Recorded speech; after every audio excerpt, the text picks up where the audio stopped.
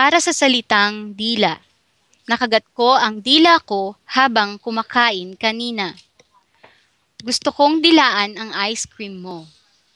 Para sa salitang hita. Namamaga ang hita ko dahil nabangga sa mesa. Nagkaroon ako ng pasa sa hita. Nasugat ang hita ko.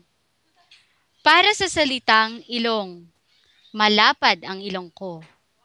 Susuntukin ko siya sa ilong. Kanina pa nagbabara ang ilong ko dahil sa sipon. Para sa salitang kamao. Gusto mo bang tikman ang kamao ko?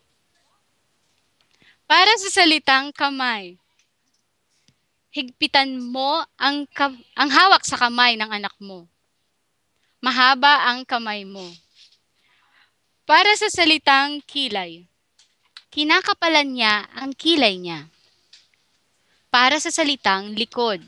Sinuntok niya ang likod ko. Para sa salitang mata. Ano ba ang kulay ng mata niya? May muta sa mata ko. Malabo ang mata ng lola ko. Mapula ang mga mata ko. Nanlalabo ang mata ko. Para sa salitang ngipin.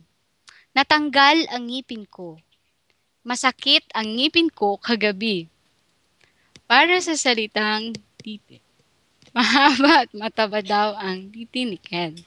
Nakakain ka ba ng titi ng kasintahan mo?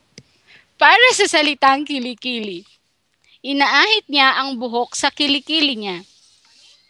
Gusto ko ang amoy ng kilikili mo. Para sa salitang kuko. Mapula ang mga kuko niya. Para sa salitang labi. Sa tingin ko masarap ang labi mo. Para sa salitang lalamunan. Masakit ba ang lalamunan mo?